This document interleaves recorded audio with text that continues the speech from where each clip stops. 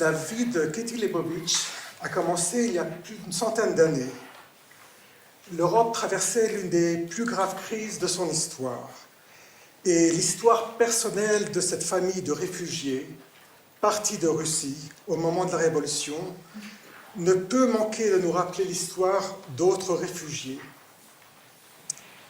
En perdant ses racines, Katie Leibowitz a découvert d'autres cultures, d'autres langues, rencontré de nouveaux amis qui lui ont permis de s'adapter et de survivre. Sa curiosité des autres cultures l'a menée à être une inlassable voyageuse. Mais ce qui est encore plus remarquable, c'est qu'avec cette expérience de la vie, elle aidera d'autres personnes au destin moins favorable, comme une famille de réfugiés vietnamiens ou 2 enfants orphelins israéliens, et les dernières années de sa vie comme volontaire auprès d'une organisation contre la torture. Je ne pourrais évidemment énumérer tous les membres de cette grande famille qu'elle s'est construite au cours de son existence, mais aujourd'hui, je ne peux m'empêcher de penser combien de Katie Leibowitz peuvent se trouver parmi les réfugiés qui fuient la terreur de leur pays d'origine. Et c'est un message d'espoir que nous avons reçu d'elle. Même dans l'exil, il existe des ressources en nous-mêmes qui permettent de nous reconstruire, de recréer, de créer et d'imaginer un univers riche et poétique. Ce sont ces créations multiples de Katie Leibowitz que nous voulons partager avec vous, tant pour leur message que pour leur valeur artistique. Nous nous proposons par ce concert de faire revivre ces œuvres comme témoignage d'un destin exceptionnel. Et maintenant, place à cette traversée d'un siècle et d'un continent, grâce à nos interprètes qui vont l'évoquer pour nous. Merci d'être venus.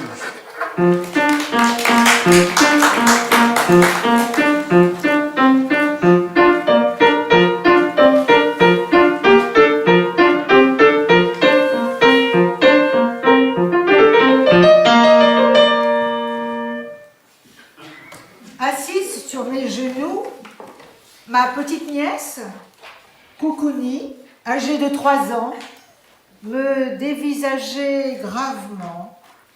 Elle promena lentement son doigt le long de ma joue et autour de mes lèvres et dit d'un air désolé: « Tu es toute chiffonnée. » Je réprime un sourire et répondis avec la même gravité: « C'est parce que je suis vieille. » Mais comme cela ne semblait pas évoquer quelque chose pour lui, j'ai cherché d'autres explications. Il y a très longtemps que je suis au monde. Je suis née il y a beaucoup d'années. Mais visiblement, rien de tout cela n'avait de sens pour elle et son attention se porta ailleurs. Oui, je suis chiffonnée. Parce que cela fait longtemps que je suis au monde. Et je me redis ma date de naissance. 1909. Tant d'années, mon Dieu! Qu'avais-je fait pendant tout ce temps? Certes, ma vie avait connu beaucoup de changements, de déplacements, de bouleversements. Une vie, me semblait-il, poussée par le hasard et non dirigée par moi. Mais peut-être est-ce le cas de la plupart des vies. Au fond, comment m'étais-je imaginé ma vie? À quel âge avais-je commencé à la rêver? À faire des projets? Je ne sais plus. Je sais qu'au début, dans ma tendre enfance, l'avenir était très proche. Il se résumait au lendemain ou au surlendemain et avait un contenu immédiat, des promesses dont j'attendais la réalisation, comme par exemple l'invitation à un anniversaire ou le chat que mon frère, de 3 ans mon aîné, promettait de me dessiner chaque fois qu'il voulait me soudoyer pour que je lui raconte une histoire alors que nous étions déjà couchés et que maman avait éteint la lumière. Je me ferais gronder. Mais non, raconte tout bas, je te ferai un chat. Kitty Leibovitch est née à Saint-Pétersbourg, en Russie, le 29 septembre 1909. Sa mère, d'origine française, veillait à leur éducation et leur parlait en français, alors que son père, médecin réputé, leur parlait en russe.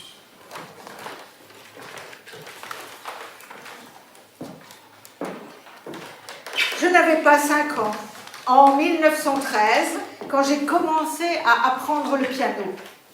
J'avais demandé à apprendre bien avant, simplement pour faire comme mon frère. Toutefois, papa décréta que je ne pouvais commencer la musique avant de savoir lire et écrire.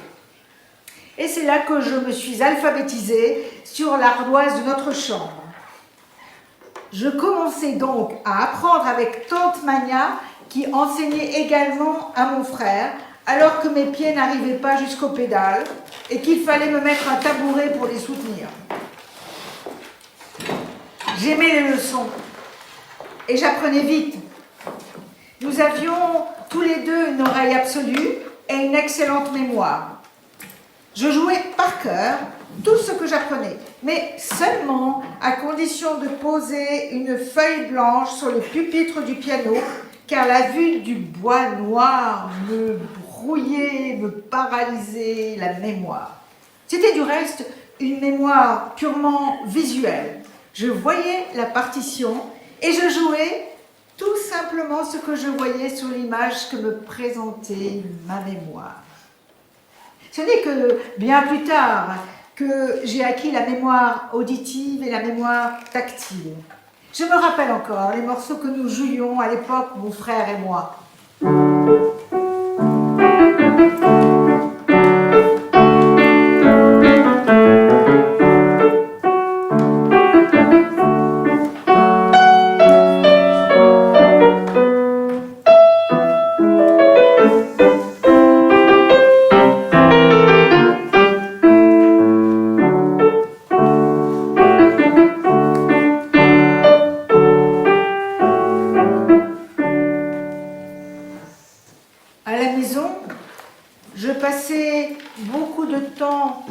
Sur le rebord intérieur de la fenêtre à regarder la rue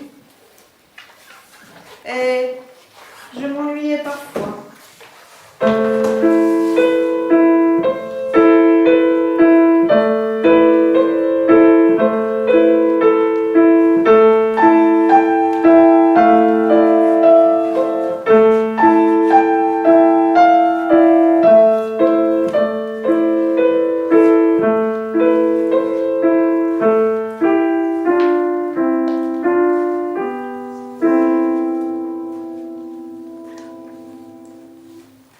Pour moi, même si le temps s'écoulait de façon monotone, je me rappelle que l'hiver fut toujours la saison joyeuse, où le soleil faisait étinceler la neige qui transformait en les arrondissant les contours du monde qui m'entourait. Tandis que je sais maintenant que pour beaucoup, l'hiver était le règne de l'obscurité, pour moi, c'était celui de la clarté. La blancheur répandait sa gaieté, et même si la neige devenait sale sous les sabots des chevaux et les pas des hommes, elle était vite recouverte par une nouvelle couche, et la clarté revenait me réjouir.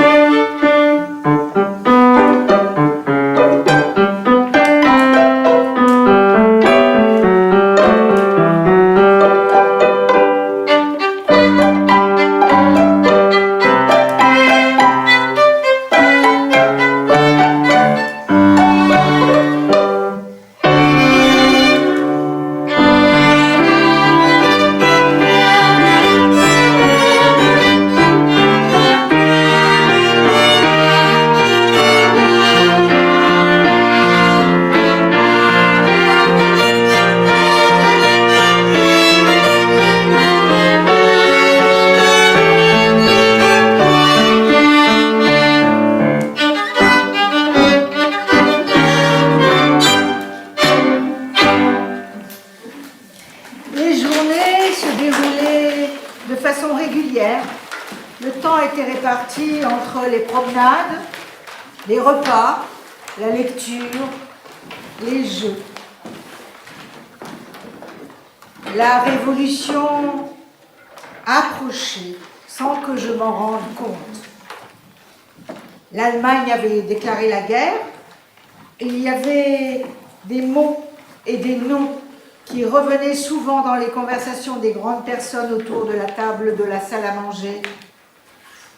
Les Alliés, les Allemands, Raspoutine, le Tsar, la grève. Pendant la Révolution russe, la situation devient de plus en plus chaotique. Les gens craignaient pour leur vie, la communauté juive était menacée et la nourriture commençait à manquer. La famille de Ketty, qui faisait partie de la haute bourgeoisie, était spécialement vulnérable au changement de société que la Révolution voulait instaurer. Pendant ce temps, la guerre, la révolution se poursuivaient.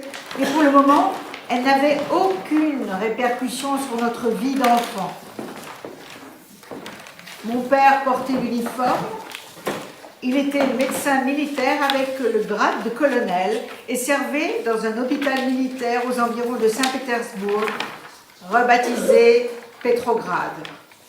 Il portait un sabre et des éperons qui donnaient à sa démarche une allure de gaieté. Nous aimions sortir avec lui, mais nous avions toujours peur qu'il oublie de saluer. Et nous guettions avec zèle chaque uniforme qui se profilait pour pouvoir le prévenir, souvent à tort. « Papa, un général !» Y avait-il vraiment autant de généraux dans la rue ?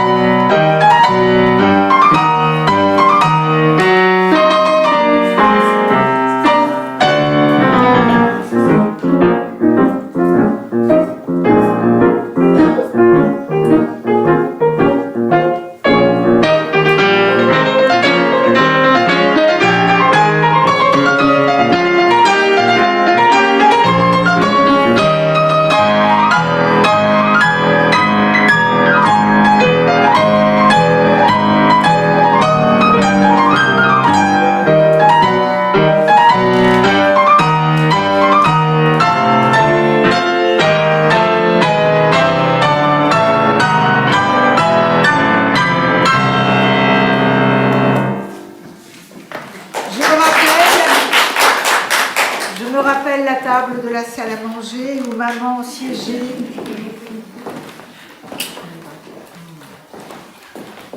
Je me rappelle la table de la salle à manger où maman siégeait à côté du samovar et les mots nouveaux qui se glissaient dans la conversation. Révolution, République. La ville avait changé d'aspect. Beaucoup de magasins avaient fermé. Des rideaux de fer ou des planches clouées cachaient les vitrines et contribuaient à l'air triste et délabré des rues. Le ravitaillement était devenu très difficile. Le pain manquait. Maman faisait sécher les pelures de pommes de terre pour les moudre et faire de la farine, avec laquelle elle cuisait des galettes. Ce n'était pas trop mauvais, mais on avait parfois des coliques. Alors, papa et maman ont décidé de se réfugier auprès de la famille de maman qui était française. En 1918, le père de Katie est informé qu'il va être arrêté incessamment par des agents du nouveau régime soviétique. Il quitte précipitamment, seul, Saint-Pétersbourg devenu Pétrograd. Il est convenu de se retrouver à Odessa, chez les connaissances de son grand-père. 15 jours plus tard, muni de toutes les autorisations de voyage tant attendues, Katie, son frère et sa mère, et 3 autres membres de la famille prennent le train pour Kiev, puis pour le port d'Odessa. Ce long voyage qu'ils leur font traverser la Russie du nord au sud n'est pas sans danger. Lors d'un arrêt à une station, Katie et son frère sont brutalement séparés de leur mère. Un policier local l'a obligée de descendre du train. Seulement, après avoir dû céder tout l'argent qu'elle possédait, elle sera finalement autorisée à reprendre son voyage et retrouver ses enfants. À Odessa, la famille à nouveau réunie s'embarque à bord d'un bateau pour le port de Yalta, au bord de la mer Noire. Puis, c'est le départ tant attendu pour la France, voyage mouvementé qui les fera passer par Sébastopol, Constantinople et Athènes. Nous sommes en 1919. Et finalement, nous sommes arrivés à Marseille, où la terre semblait tanguer sous mes pieds. Je crois que nous avons dû être au bout de nos ressources, car les 2 soldats qui avaient voyagé avec nous à Athènes nous donnèrent de l'argent pour télégraphier à Paris et prévenir la famille de notre arrivée. Nous avons pris le train de Marseille et nous sommes arrivés le soir à Paris. Mes tantes, les sœurs de maman, étaient venues à la gare pour nous accueillir. Mais elles passèrent devant nous sans nous reconnaître, tant maman avait changé. Et puis, il ne leur était pas venu à l'idée que ce groupe de gens dépenaillés pouvait être la famille qu'elles attendaient.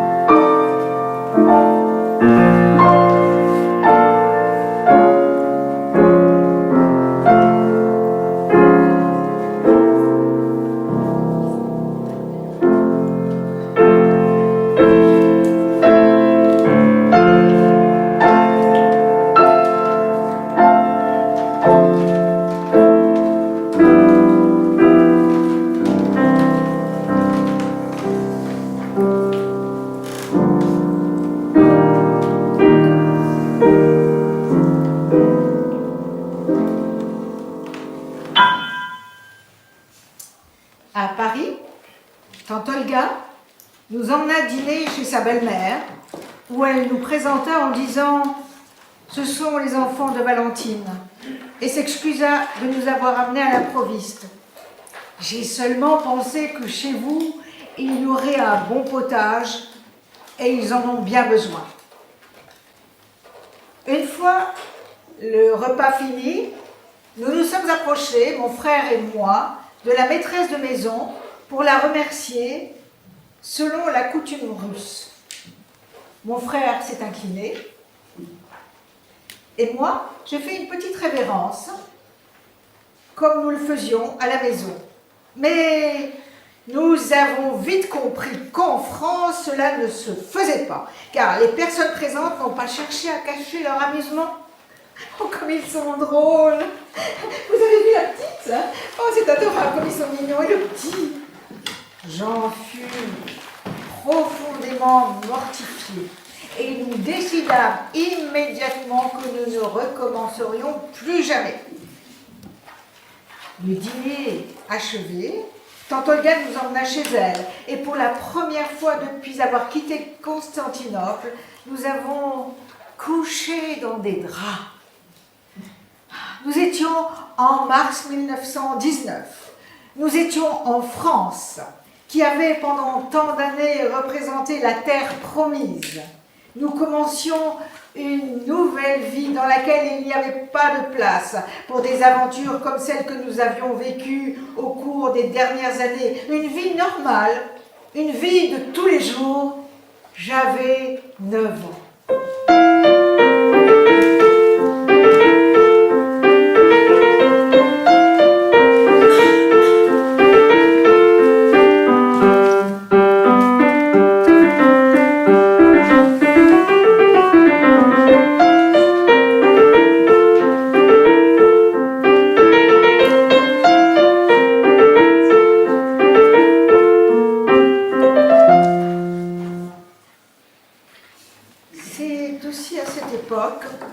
Que j'ai appris à lire et à écrire le français, que je parlais depuis toujours.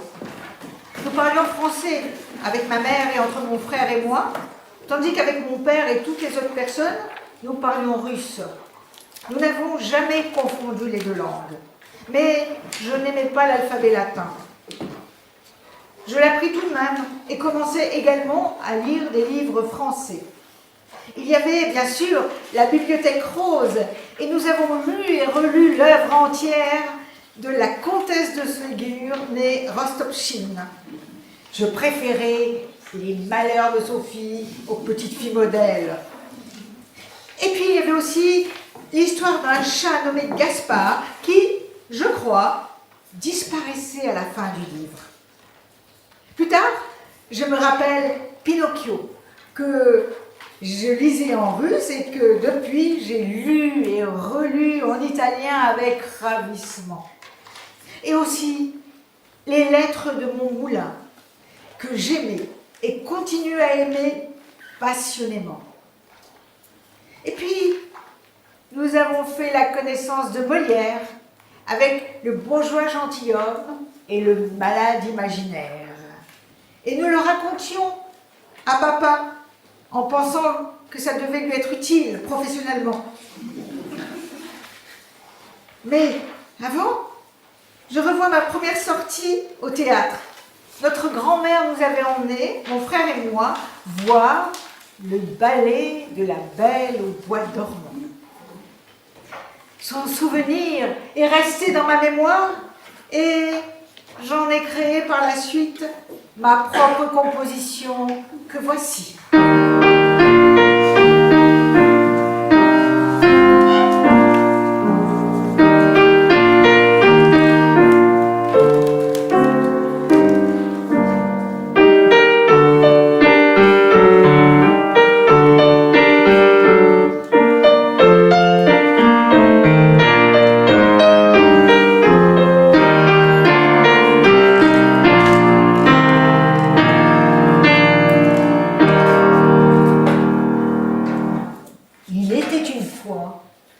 Dans un pays lointain, un roi et une reine.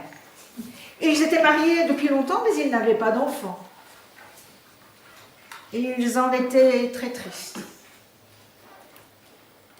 Quand enfin une fille leur est née, ils ne se sentent plus de joie.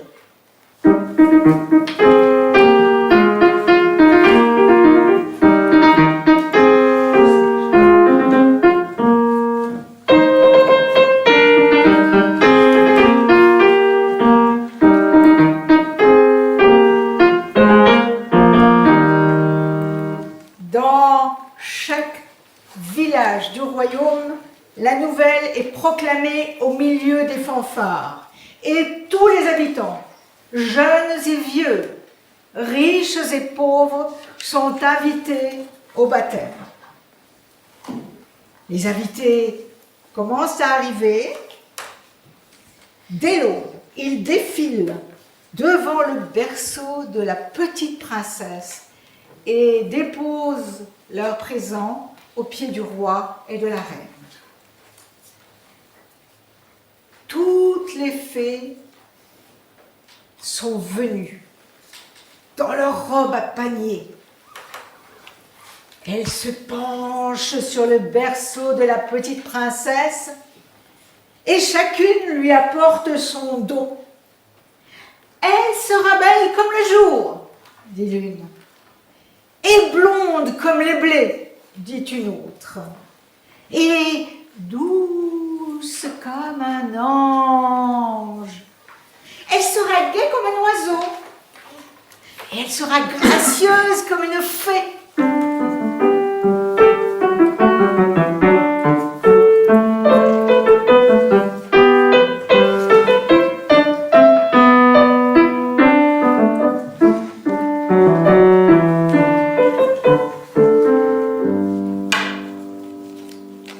Mais, tout d'un coup, bossue, tordue, boiteuse, haineuse, édentée, échevelée, c'est la fée Carabosse que personne n'avait songé à inviter.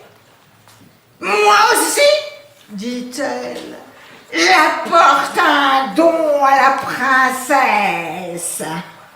À l'âge de 15 ans, elle se piquera le doigt et elle mourra.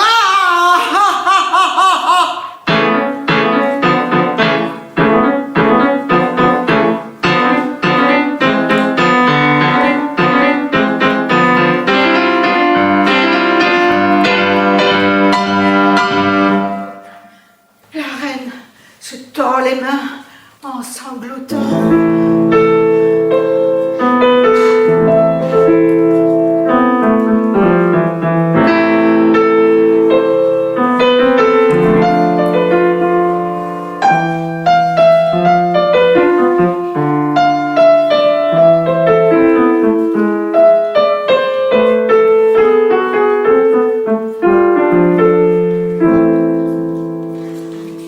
Alors, une fée, qui n'avait encore rien dit, s'approcha de la reine. « Ne pleurez pas, Madame la reine, je ferai que votre fille ne meure pas. Elle dormira pendant 100 ans, mais un jour, un prince charmant la réveillera avec un baiser. »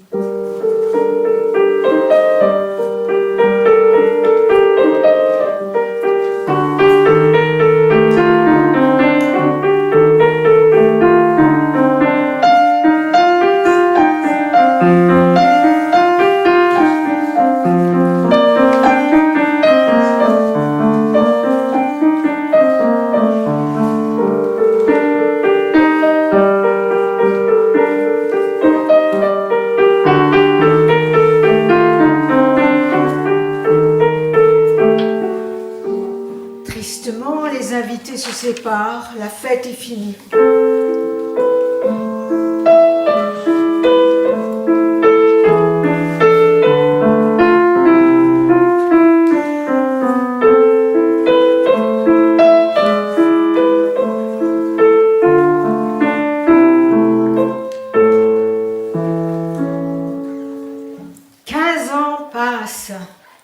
La petite princesse grandit Et comme l'avaient prédit les fées, elle est belle comme le jour, blonde comme les blés, douce comme un ange, gaie comme un oiseau et gracieuse comme une fée.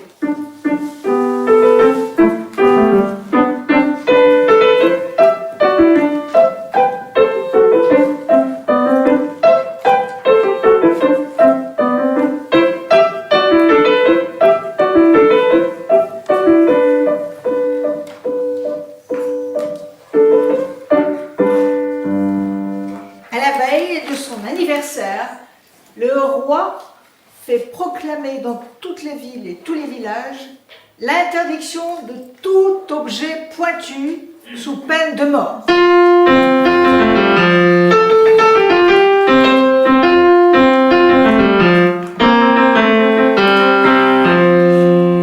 Un jour, elle se trouve toute seule, sans personne pour s'amuser, un peu désœuvrée.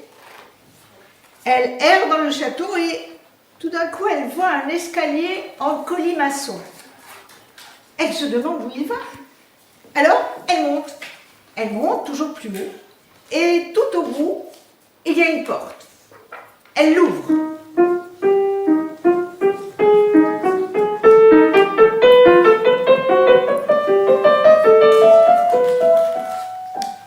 Assise près d'une fenêtre, une vieille femme file. « Moi aussi, j'aimerais filer, » dit la princesse. « Voulez-vous me prêter votre quenouille ?»« Aïe !» Elle s'est piquée.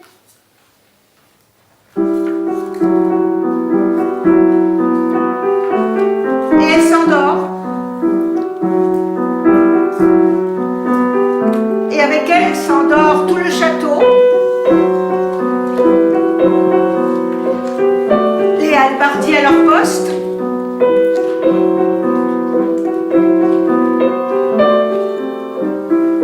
Les courtisans dans les salles.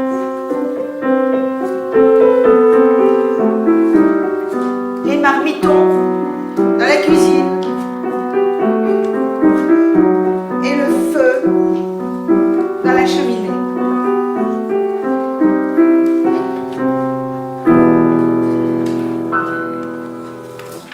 Et toute la végétation autour du château grandit et se referme sur le château endormi.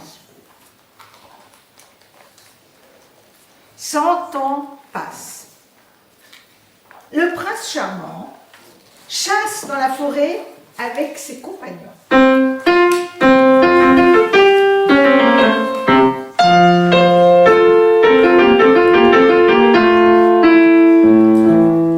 Mais il s'égare. Alors il chevauche tout seul, il chevauche et pénètre de plus en plus profondément dans la forêt. Et devant lui, à peine visible sous les ronces, se trouve un château.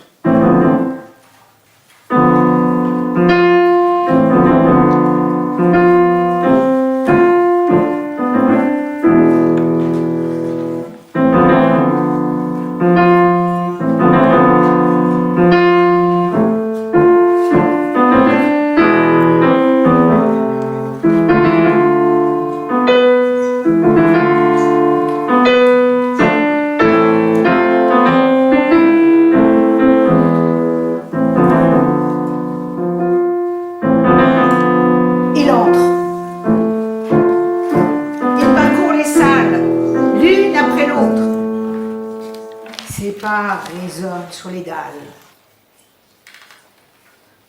Il ouvre la dernière porte. Et là, dans une salle où l'avaient déposé les fées, sur un lit de brocart d'or, la belle au bois dormant dort.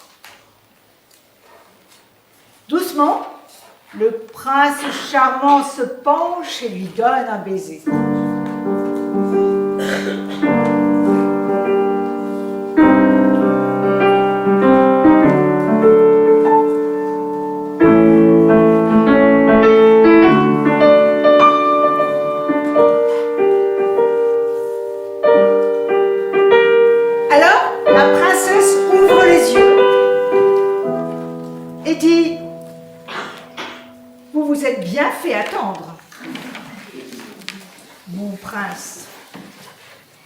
Et avec elle, avec son réveil, se réveille tout le château, les hallebardiers, les courtisans, les marmitons et même le feu dans la cheminée.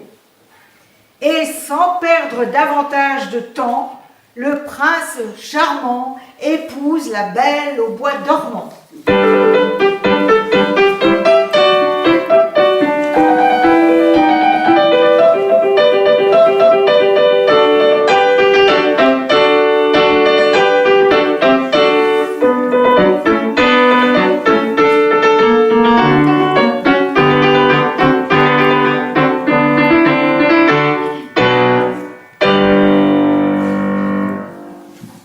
J'aimais beaucoup ma grand-mère.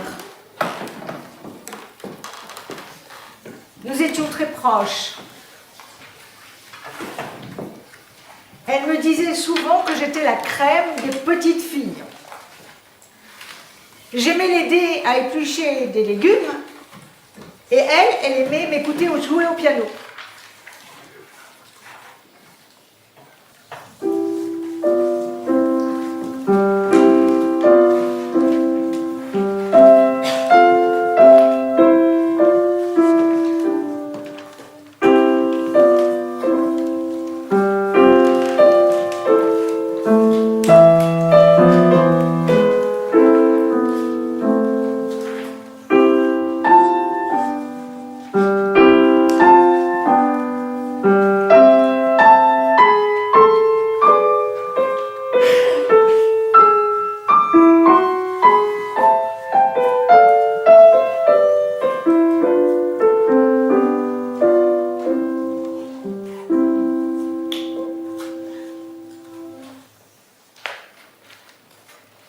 Ma grand-mère était émue par les mouvements lents et elle me disait souvent qu'elle aurait voulu mourir au son de tel ou tel morceau.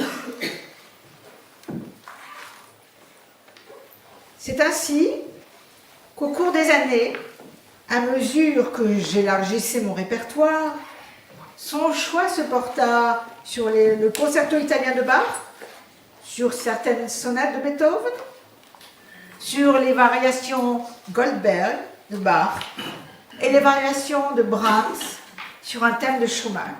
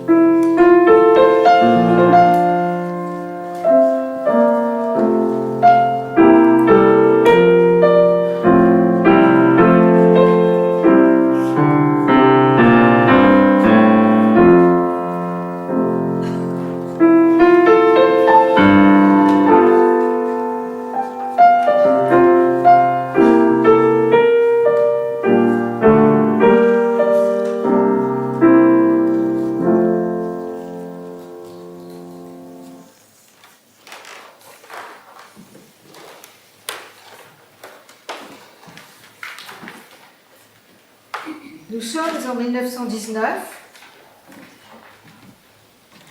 Mon père ne pouvait pas exercer en France sa profession de médecin. Il fallait donc trouver une autre solution. Il faut dire que toute sa vie, papa avait rêvé de vivre en Angleterre. Il partit donc à Londres pour étudier la situation sur place et il la trouva encourageante. Il écrivit à maman de le rejoindre avec nous. Et c'est ainsi qu'après 6 mois passés en France, nous sommes partis rejoindre mon père à Londres.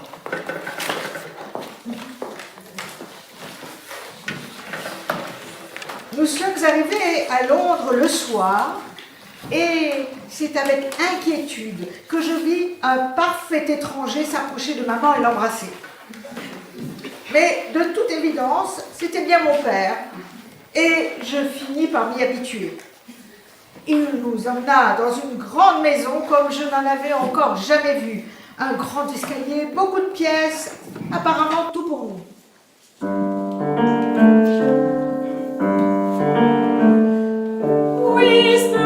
Whisper it softly and low. Someone is falling asleep. Looking by someone so gentle and slow, to wishes that dawn asleep. Let someone be, look at theories and tears, cross yet the morning shall break. All the soldiers, they say to themselves, nothing shall keep her awake. Nothing shall keep her awake.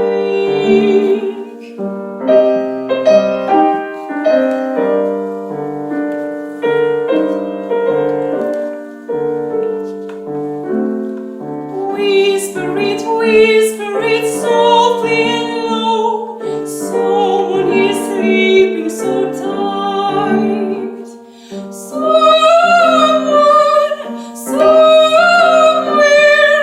way over the north. Rock-a-bye, baby. Good night.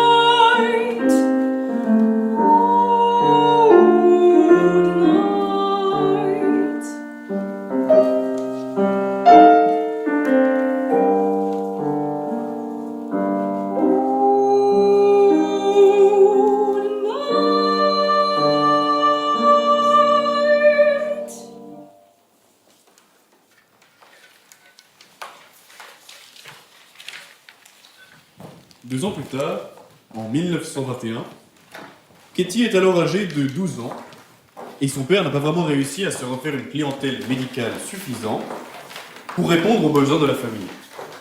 Mais une occasion se présente qui pourrait améliorer leur situation financière. Oncle Boris écrivit à papa pour l'enjoindre de quitter Londres et venir s'établir à Hambourg pour le seconder dans l'affaire familiale d'importation de fruits.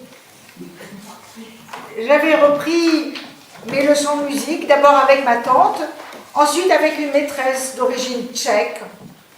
Ma tante m'accompagnait aux leçons et nous parlions musique sur l'impériale des autobus. Mais je travaillais toute seule. J'aimais la musique, c'est-à-dire qu'elle me procurait du plaisir. Il y avait des morceaux qui me plaisaient plus que d'autres, mais jusqu'à présent, rien ne m'avait vraiment profondément touchée. Un jour, au cours d'une leçon, alors que je jouais je ne sais plus quel morceau, je ressentis quelque chose de nouveau, un frémissement, une émotion que je ne saurais définir, mais qui apparemment se refléta dans mon jeu. Ma maîtresse et ma tante en parurent fortement impressionnées. Elles en parlèrent à maman quand nous fûmes rentrés. Et maman en parla aussi à papa quand il revint à la maison. Et il monta dans ma chambre alors que je me préparais à aller dormir. Et m'embrassa en me disant à quel point il était content. Je ne sais plus, hélas, quel est le morceau qui éveilla en moi l'émotion musicale.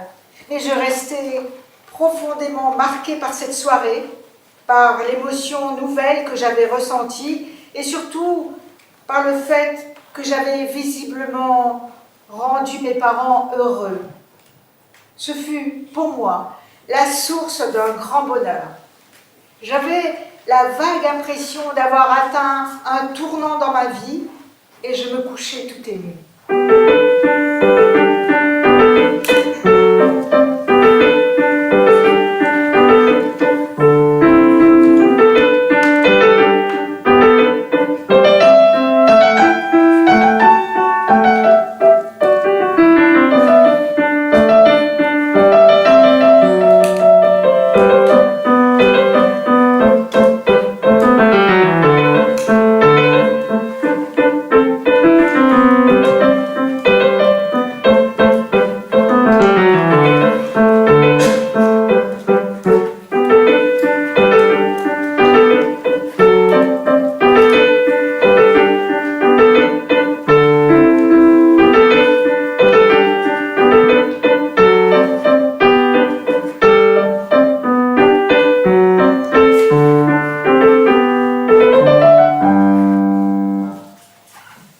J'étais devenue très réceptive à la musique, surtout à la tristesse qu'elle peut communiquer mieux que tout autre moyen d'expression. Et la douleur maîtrisée de certaines œuvres me causait, et me cause encore, une souffrance presque physique. Une phrase musicale avait pour moi, et continue à avoir, un sens très précis, une signification encore plus claire que si elle était exprimée en mots, car la musique possède une éloquence et des nuances que n'ont pas les paroles. Et tandis que je sais pertinemment ce que veut dire telle phrase musicale, je serai incapable de l'exprimer dans la langue parlée.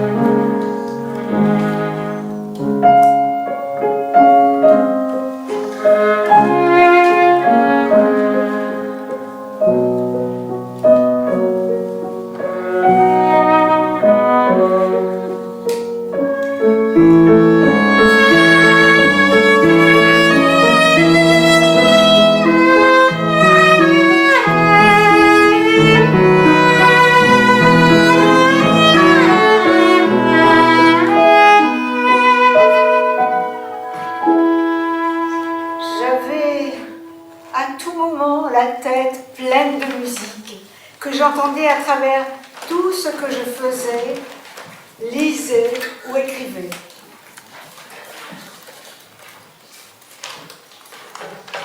C'est en Allemagne que j'ai eu l'inspiration de Philippe et Edwina, un conte que j'ai écrit en anglais, bien que l'inspiration, comme je viens de le dire, soit venue d'Allemagne.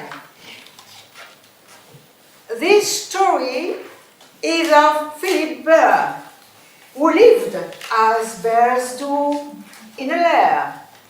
He lived a bachelor sort of life, for Philip did not have a wife. Et donc, l'histoire de Philippe, un ours qui vit dans sa tanière, comme font tous les ours. Et il vit une vie de célibataire, car Philippe n'a pas de compagne. Il lave, il cuisine et il reprise ses chaussettes quand il les a déchirés en grimpant dans les rochers. Et Philippe rencontre une jeune ours, actrice dans le cirque qui vient de poser son chapiteau dans la ville. Il en tombe amoureux, mais le directeur du cirque n'accepte pas de voir partir sa vedette, sa meilleure actrice. Il va perdre de l'argent. Il demande donc une somme importante à Philippe pour laisser partir Edwina du cirque. Philippe est malheureux. Comment va-t-il trouver une telle somme? Une idée germe dans son esprit. Il se nourrit de miel qu'il récolte lui-même. Et s'il se passait de ce miel pour aller le vendre, peut-être qu'il pourrait ramasser un peu d'argent. Et c'est un grand succès. Et dès que Phil a réuni la somme demandée par le directeur du cirque, il vient lui remettre solennellement tout ce paquet d'argent, le prix d'Edwina. Son amoureuse est dans sa roulotte et elle l'entend. Et aussitôt, elle prépare ses affaires. Plier bagages n'a pas été long. Phil, galant, se charge du baluchon. Il se sourit et, main dans la main, près de la ferme, ils prennent un chemin qui descend jusqu'à l'eau du ruisseau. Le meunier et du fermier, le gamin, leur font un signe de la main. C'est devenu une habitude pour eux de se fournir en miel crémeux. Et ils savaient, par les lapins, comment Phil, en vendant du miel, a obtenu la main de sa belle. Les voilà au milieu des bois. Ils ne se sentent plus de joie. Ils courent et jouent entre les arbres dont les grandes feuilles volent et se cabrent dans les mouvements que fait le vent.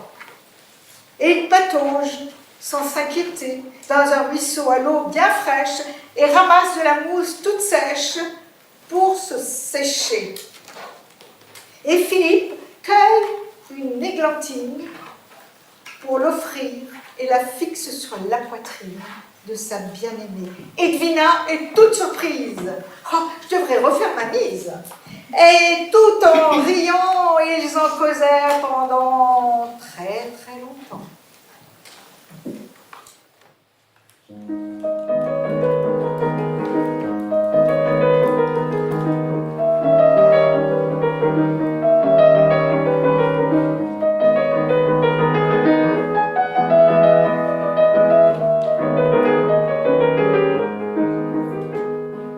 Mitten im Schimmer der Spiegel der Welt leitet die Schwäne der Wagen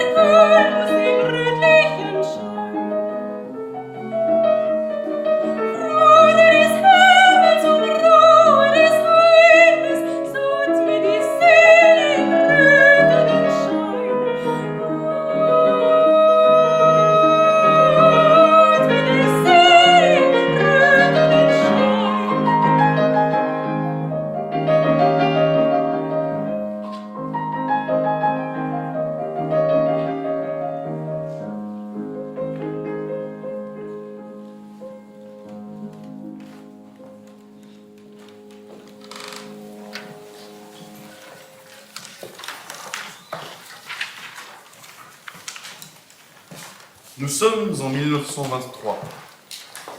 L'Allemagne vaincue, humiliée, est sortie très affaiblie de la Première Guerre mondiale. Une grave crise économique, puis sociale, traverse tout le pays. Roulant sous d'immenses dettes, les prémices d'un changement politique radical sont déjà en marche. L'ambiance à Hambourg devenait de plus en plus lourde. L'inflation avait atteint des proportions spectaculaires. On se perdait dans les zéros. La malveillance qui nous entourait était palpable. Nous n'osions plus nous parler dans la rue car la xénophobie était générale.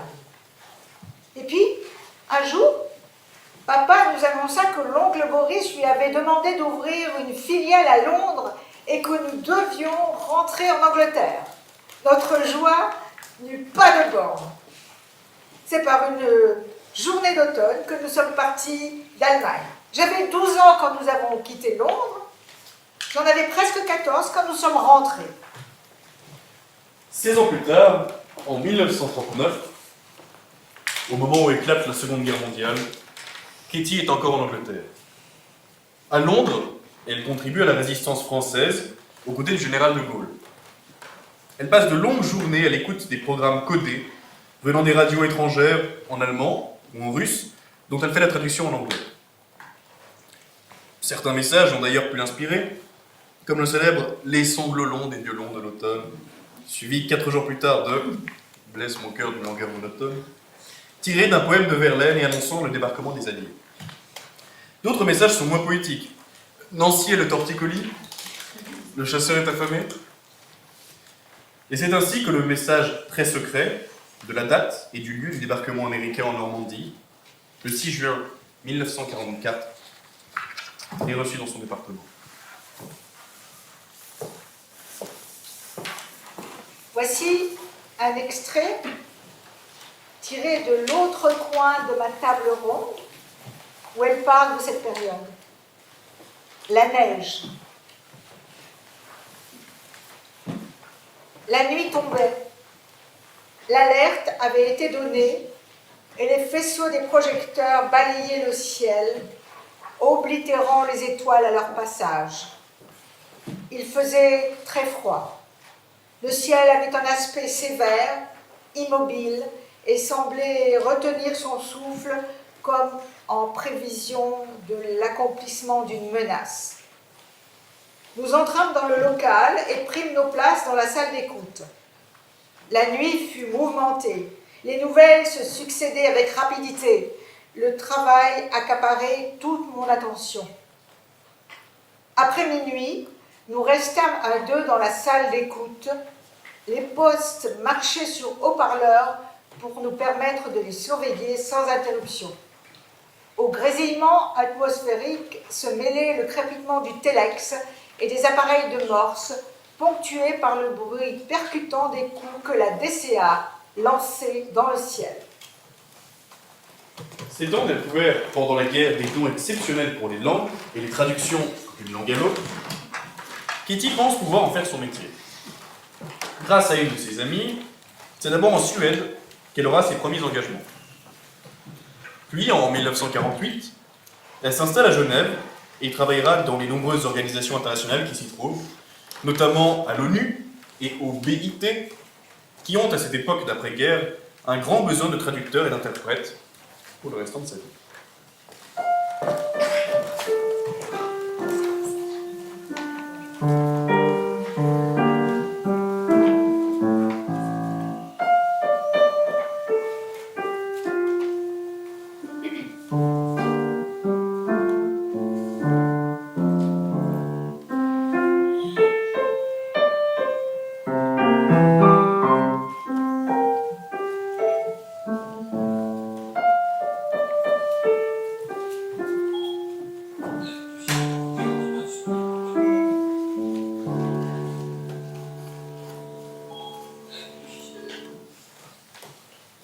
Arrêtons-nous un instant pour compter les langues que Katie parlait couramment.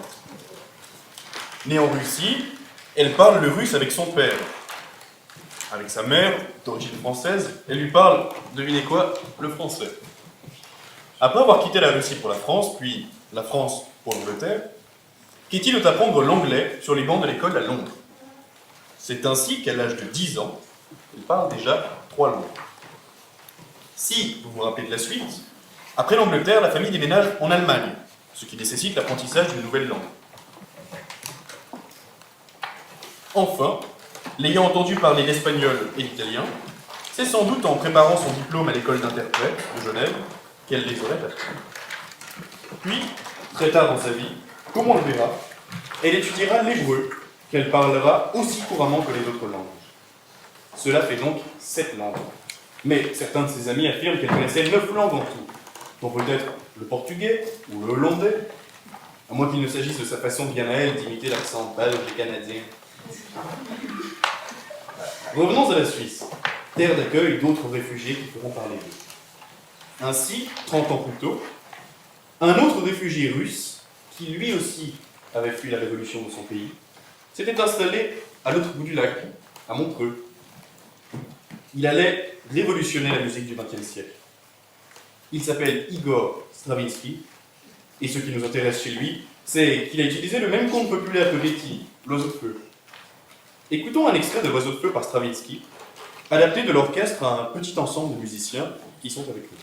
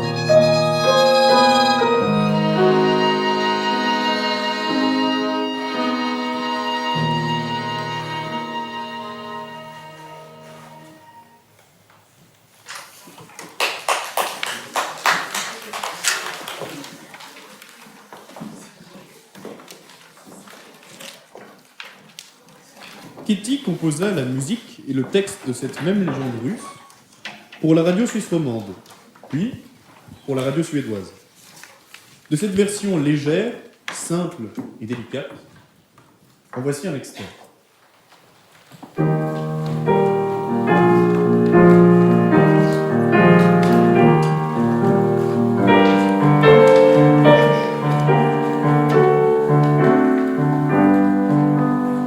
Le prince la trouve si jolie, cette princesse, qu'il en tombe amoureux.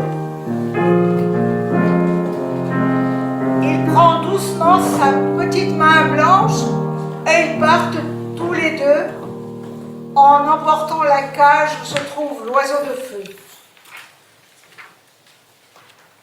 Ils marchent longtemps.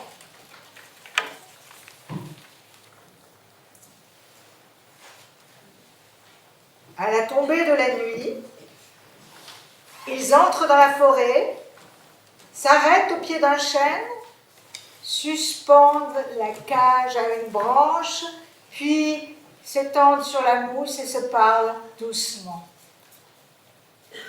La nuit vient tout à fait et ils s'endorment.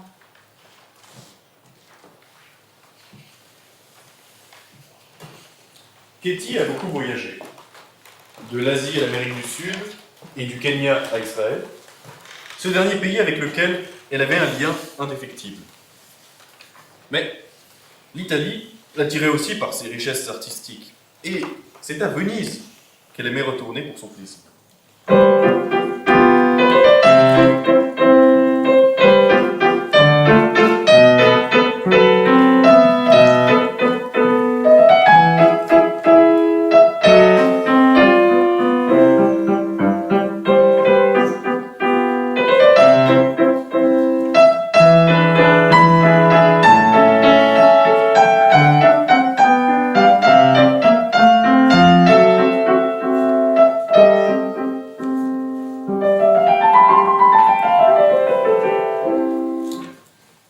L'Italie lui a inspiré le lion de Venise.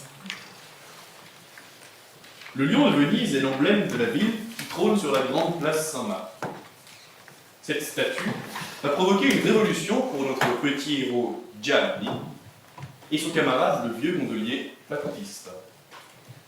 L'horloge sonna midi.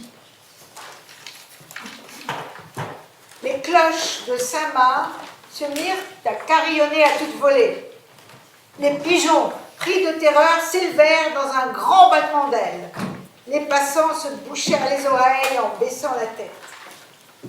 Et, à ce moment précis, le lion ailé, qui depuis des siècles gîte sur le haut de la colonne de la Piazzetta, tenant un livre ouvert,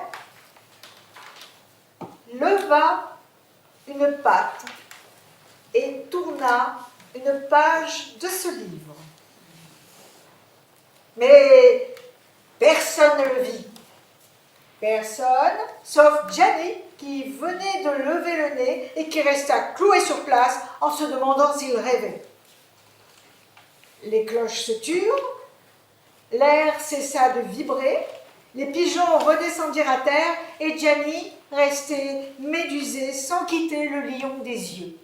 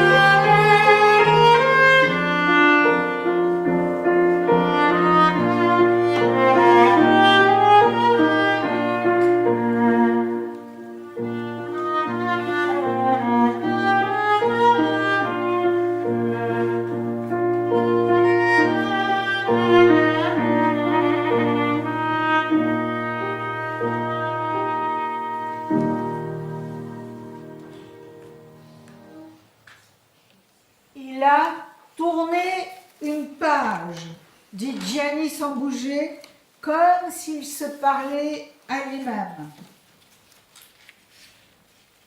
Mais bien vite, il se ressaisit. Il avait déjà raté son vaporetto. Il se précipita sur le vaporetto suivant et une fois arrivé à son arrêt, il se mit à courir pour rentrer chez lui. Nous arrivons au passage où Gianni et Battista s'en vont à la pêche, partant à 2 et arrivant à 3. Gianni avait le cœur plein d'allégresse. Il était heureux parce qu'il faisait beau, parce que c'était dimanche, parce qu'il allait passer la journée avec Battista, parce qu'il avait sa longue vue, parce qu'il était encore tôt et qu'il avait toute une journée de plaisir devant lui. « Fais voir ta carte », lui demanda Battista. « Je te montrerai où nous allons. » « Qu'est-ce qu'il y a là-bas ?»« Rien, » répond Battista. « C'est pour cela que nous y allons. Nous ferons un feu. J'ai emporté une hache pour couper des branches et nous ferons griller le poisson que nous aurons attrapé. »« Comme Robinson !» s'écria Gianni. Il chercha des yeux la hache dans la pile d'affaires que Battista avait entassée. Et derrière tout cela, il aperçut un petit bout de queue rousse qui dépassait. Ruffo, le chat de Battista, était caché dans la gondole et était de la partie. La joie de Gianni ne connut pas de borne. « Oh, a-t-on jamais vu ça, Battista ?»« Oh, petit bandit !» dit Battista. « A-t-on jamais vu un chat qui s'en va au pique-nique ?» Ruffo, voyant sa cachette exposée et se sachant dans son tort, ne bougeait pas. Et il pensait bien que Battista devait être fâché, mais il savait que cela ne durerait pas bien longtemps. « Oh, alors, puisque tu es là, que tu te rendes utile au moins. Et il peut peut-être nous aider à attraper des poissons. Ou bien il surveillera le feu. On l'enverra chercher des bûches. Ou bien ouvrir les bouteilles. Il sait peut-être faire la cuisine. Il sera peut-être ramené avec sa queue. C'est peut-être un chat éclaireur. Un chat marin. Un chat amiral. Un ami chat, tu veux dire. Un chat pirate. Je sais. Il a sans doute caché un trésor sur cette île et il veut le retrouver. Il me trouvera peut-être le mien. Et c'est ce qui s'est passé. Ruffo a permis de découvrir le trésor que Battista cherchait et cherchait et cherchait depuis des années, étant devenu la risée de tout Venise. Et à leur retour, Gianni et Battista furent accueillis triomphalement et le maire de Venise fut très heureux de recevoir une part de ce trésor pour réparer les canaux de Venise qui en avaient bien besoin.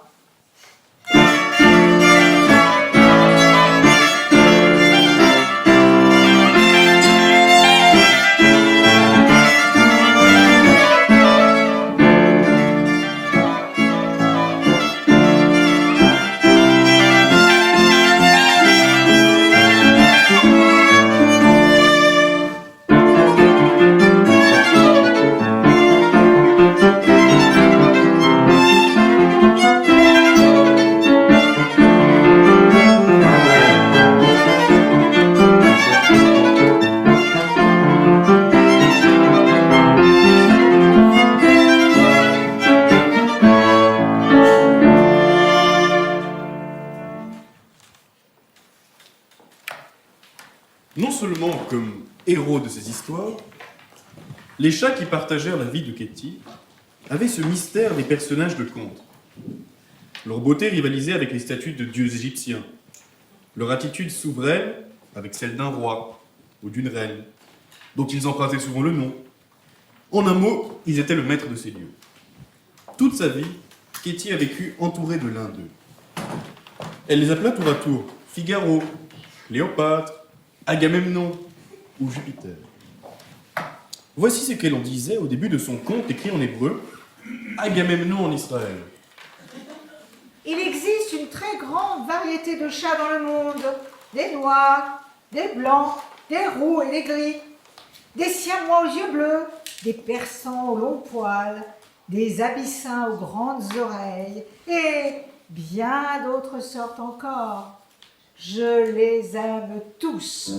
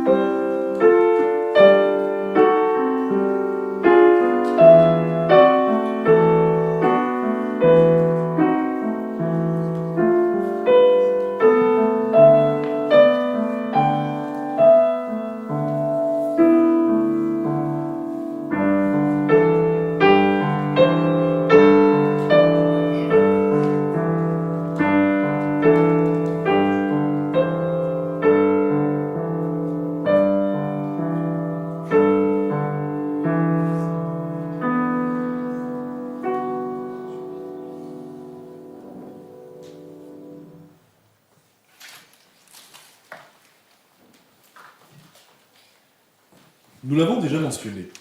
Katie se sentait un attachement très fort avec Israël. Dès 1967, juste après la guerre de 6 jours, elle commençait à visiter régulièrement ce pays, dont elle a pris la langue par la suite, à l'âge de 80 ans. Chaque visite l'éblouissait. Elle y découvrait de nouvelles richesses à chaque fois, se faisant souvent de nouveaux amis, du marchand de journaux de son hôtel aux artisans du quartier piétonnier de Jérusalem. Son enthousiasme mêlé de fierté pour les réalisations si spectaculaires de ce pays en train de se construire avait une résonance bien particulière en elle. En Israël, il lui était permis de partager avec tant d'autres le destin qui fut le sien sur les routes de l'Europe, où tant d'habitants avaient vécu l'événement qu'elle avait traversé. De cette histoire commune au XXe siècle est sortie cette identité juive à la fois proche et ancestrale, qui était la sienne. Par la suite, Katie s'engagea personnellement dans plusieurs causes, apportant un support moral et financier à de jeunes orphelins, ou encourageant ses jeunes amis, ses enfants comme elle les appelait, à aller y vivre.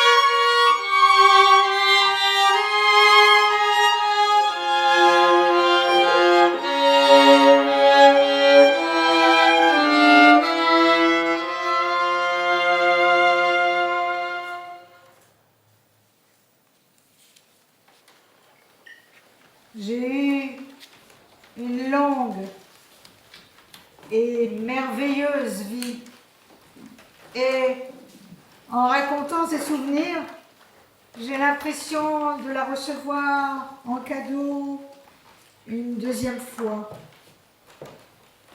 Mais maintenant qu'elle se déroule sous mon regard d'adulte, je l'aperçois d'une toute autre façon. J'accepte ce don avec reconnaissance.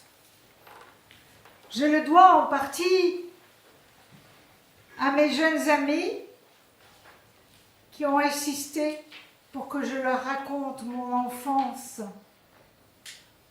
Ils ne pouvaient pas imaginer une vie si différente de la leur.